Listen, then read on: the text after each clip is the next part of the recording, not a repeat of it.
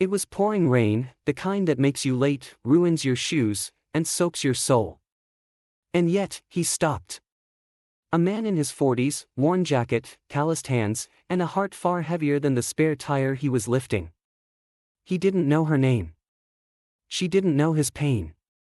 What neither of them knew was that this moment, this act of kindness on a highway shoulder, would flip both their lives upside down.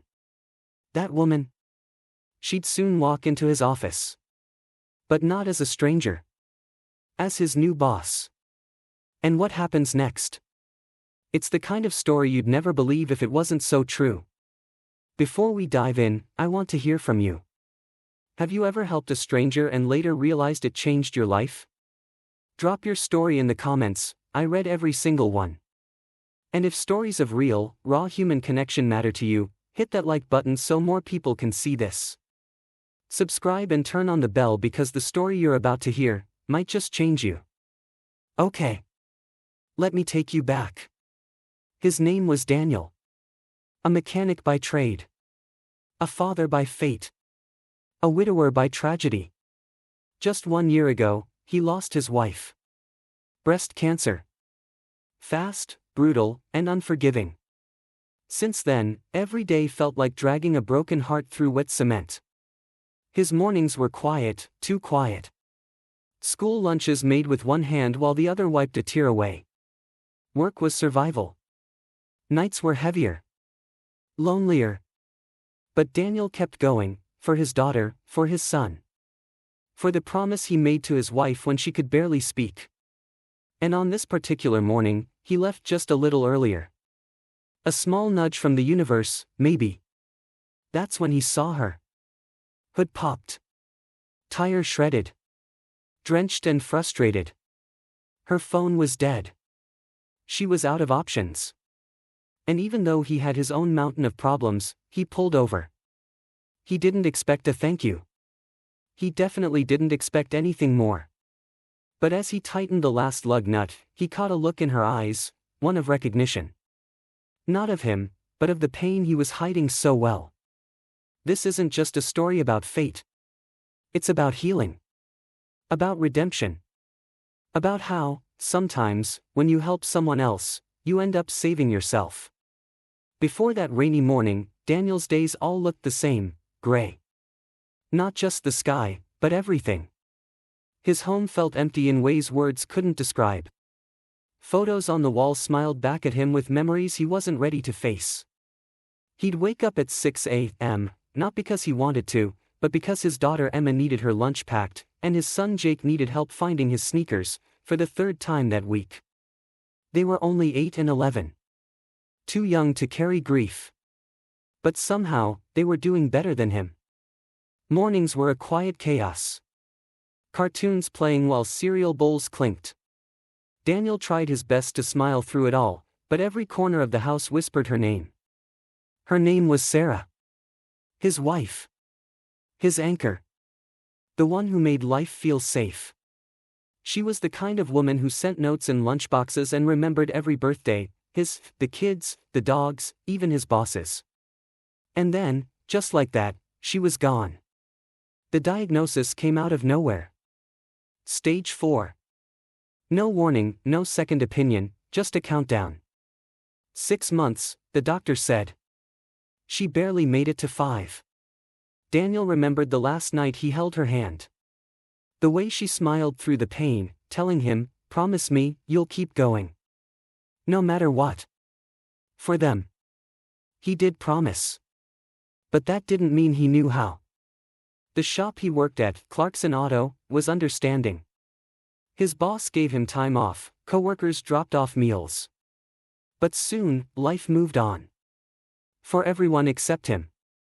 Every brake pad replaced, every oil change done, was just another task to get through the day. He didn't care about promotions or performance reviews. He just wanted to get home before 6, heat up leftovers, and crash on the couch with his kids. His friends stopped inviting him out. Not out of cruelty, but discomfort. What do you say to a man who's lost everything and still has to keep living like he hasn't? Emma started drawing pictures of their family again. 3 people, not 4. Jake stopped asking when Mom would come back. Those were signs Daniel didn't know how to deal with. He started journaling at night, something Sarah used to do. At first, it was a list of things that went wrong: missed bills, forgotten appointments, microwave dinners. But over time, small moments snuck in. Emma's drawing of a unicorn with wheels. Jake tying his own shoes for the first time. Those moments didn't fix anything.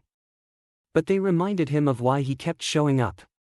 One Sunday, he took the kids to the park for the first time in months. They laughed on the swings. For a minute, it didn't feel like surviving. It felt like living. And then came that rainy Tuesday morning, the one that started just like all the rest. Except this time, there was a car on the shoulder. A woman stranded. And a choice. Daniel didn't hesitate. Because deep down, he remembered what Sarah used to say: the way back to yourself is through others. Maybe she was right. The rain hadn't let up. It came down in sheets, making visibility almost impossible. Most people sped past, eyes on the road, pretending not to see the car with hazards blinking on the shoulder. But Daniel saw it. A black SUV, hood popped, rear tire torn to shreds. And standing beside it, a woman, mid-30s maybe, soaked head to toe, trying to flag someone down without much hope in her eyes. He pulled over without thinking. Wipers screeched as he cut the engine. He grabbed his jacket, stepped out, and instantly felt the cold bite through his clothes. "Need a hand?" he called out. She looked up. Relief flooded her expression. "Yes, thank you. My phone died. I was going to try walking, but..." She motioned to her heels and laughed nervously. Daniel smiled faintly. "Let's get you out of the rain first." He opened his trunk and pulled out a ratchet, a jack, and a blanket, because Sarah had always insisted on keeping one, just in case. "You ever changed a tire before?" he asked as he crouched beside the wheel. "I mean, I've Googled it," she said, laughing again, this time less nervously. "But no. Definitely not." He chuckled under his breath. "Well, consider today your tutorial." They worked in silence, mostly. She held the umbrella over him while he unbolted the tire. At one point, lightning struck nearby. She flinched. "Hate storms," she murmured. "Always have." "Yeah," he said. "They remind you how small you are." She glanced down at him, like she heard something deeper in his voice. But she didn't ask. And he didn't offer. "You always help strangers in the rain?" she asked.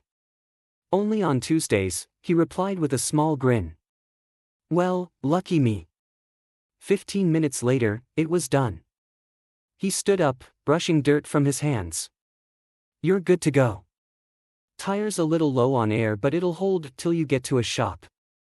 "Thank you," she said, sincere. "Really? Most people wouldn't stop." He shrugged. "Someone stopped for me once. I'm just paying it forward." "What's your name?" "Daniel." "I'm Natalie." She extended her hand.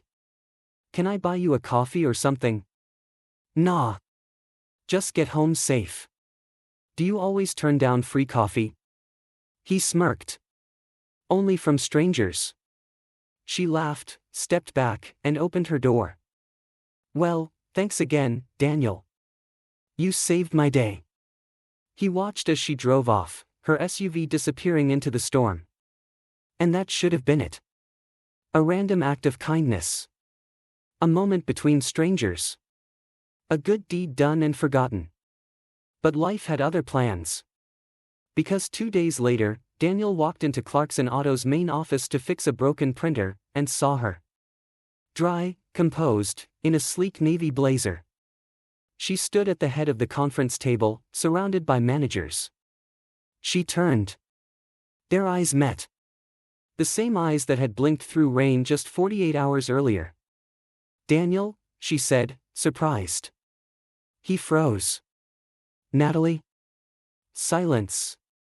Then she smiled. "Everyone," she said, "meet your new CEO." The room went still. A dozen faces turned from Natalie to Daniel, all equally confused. He was still holding a toner cartridge, mid-step, like time had frozen him in place. Natalie, ever composed, recovered first. She extended a hand toward him in front of everyone. "Nice to see a familiar face," she said, that same storm-soaked smile making a quiet return. Daniel gave a polite nod. "You too." The department manager leaned in to whisper something, but Natalie waved it off. "We'll finish this later. I'd like a quick tour of the facilities." She turned directly to Daniel. "Would you mind showing me around?" Sure." As they stepped into the hallway, Daniel still couldn't wrap his head around it. "The woman from the roadside. Here. In this building. His new boss. You never said you were, this," he said under his breath. She smiled. "And you never said you worked here." "Fair. I guess we're both full of surprises. Technically, I'm the new CEO of the entire regional division. Just transferred from the Chicago office." He looked at her, stunned. "So? The top boss?" "Pretty much." She paused, then grinned. "But I still couldn't change my own tire." They both laughed, nervously at first, then genuinely. The tension began to melt. As they walked through the back offices and shop floor, Natalie asked him questions. Not just about operations, but about him. How long he'd worked there. His kids. What he loved about the job, what frustrated him. And Daniel, to his own surprise, answered. He found himself telling her things he hadn't shared with anyone in months. How working with his hands was therapy. How Sarah had used to bring the kids by the shop on Fridays. How some days, he still looked for her out of habit. Natalie didn't interrupt. She didn't pity him. She just listened. "You're good at this," he finally said. "What, CNG?" "No. Listening." She gave a soft smile. "It's part of the job. The best part, actually." As they circled back to the main office, she stopped and looked at him. "I know it's awkward. Me showing up like this. I didn't plan it." "Yeah," he said. "The universe has a sense of humor. Or maybe a sense of timing." He raised an eyebrow. "You believe in fate?" She thought for a moment. "I believe people are put in each other's lives for a reason. Even if it's just for a moment, or a flat tire." That line stuck with him. Long after they parted that day, it echoed in his mind.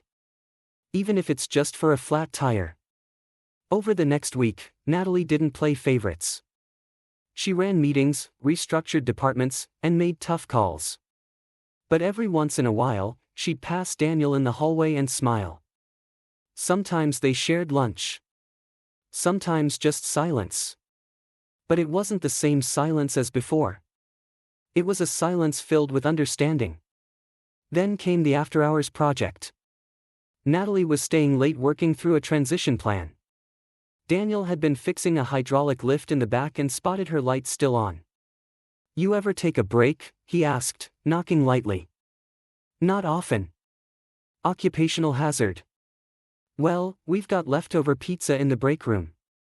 You should come steal a slice." She did. And they ended up talking for hours. About music. About grief. About second chances.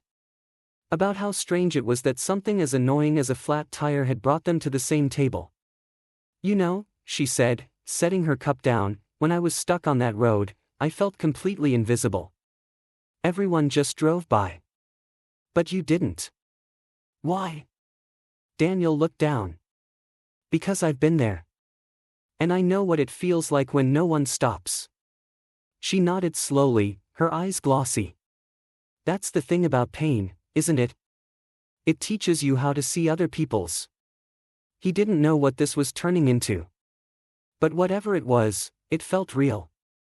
Something began to shift after that night. Not just in how Daniel saw Natalie, but in how he saw himself. He started waking up a little earlier. packing lunch with more care. He shaved more regularly. He smiled more, not just with his mouth, but with his eyes. And Natalie? She made space for him. She didn't cross lines, but she lingered near them. Every meeting ended with a quiet check-in. Every shared moment seemed to carry an unspoken question neither of them had the courage to voice. What are we becoming? It wasn't romance. Not yet. It was trust. It was presence. It was healing, wrapped in conversation and small gestures. Daniel had begun taking his kids to the park again every Saturday. On one visit, he ran into Natalie at the coffee shop nearby. She was in jeans and a hoodie, hair pulled back, no boardroom in sight. Didn't peg you for a weekend workaholic, he teased. Didn't peg you for a soccer dad, she replied, sipping her latte. That day, she met Emma and Jake. And the way she knelt to talk to them, eye level, like they mattered, told Daniel more than any boardroom conversation ever could. She's nice, Emma whispered later. She looks like someone from a movie. A good one or a scary one? Good. But serious. Daniel laughed. She is serious. But only when she needs to be. Back at work, people started noticing a difference in him.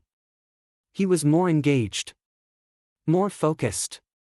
When Natalie introduced a mentorship program, Daniel volunteered without hesitation. He even gave a talk at the local trade school, a small step outside his comfort zone, but one that made him feel useful. One day, Natalie left a note on his toolbox. It wasn't romantic. Just 4 words, you make work better. He kept that note in his wallet. But as they grew closer, so did the weight of what lay between them. The ghost of Sarah still lingered. Not as a shadow of guilt, but as a memory Daniel was fiercely loyal to.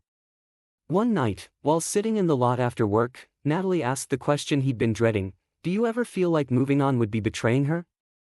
He stared at the steering wheel. Every day. And yet you show up. Because she asked me to.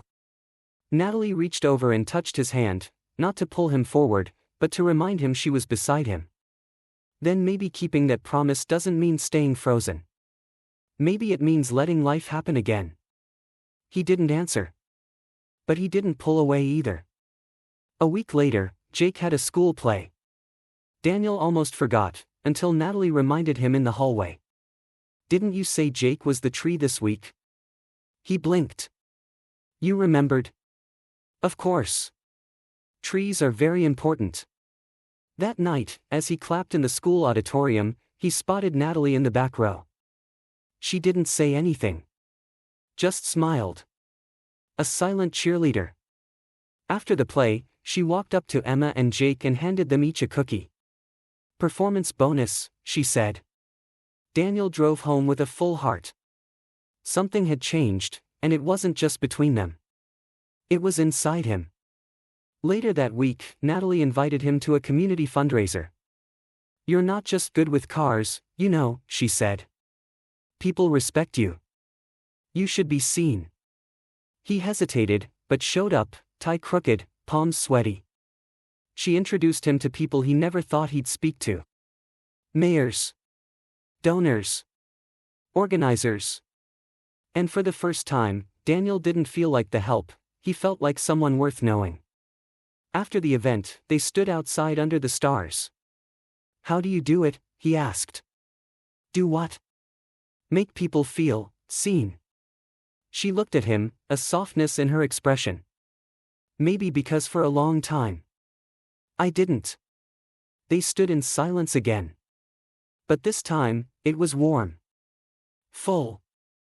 He was finally starting to believe that maybe life didn't end with loss. Maybe it just rewrote itself. With different lines. And sometimes, even new characters. Spring rolled in slowly, but with it came warmth, in the air, in the sunlight, and in Daniel's heart. One morning, he stood in the kitchen flipping pancakes. Emma was brushing syrup on hers like a paintbrush, Jake trying to stack his as high as possible. And for the first time in over a year, the house didn't feel heavy. It felt alive. Are you seeing that lady again? Jake asked between bites. Daniel raised an eyebrow. What lady? The boss lady, Emma chimed in. The one who gives us cookies. He laughed. We're just friends. She's a really good friend. Emma shrugged. She can be your friend and your girlfriend. Jake nodded with the certainty of an 8-year-old. Yeah. That's allowed. He smiled to himself, but said nothing. Because truthfully, he didn't have the answer yet. What they had wasn't easily defined. But it was real.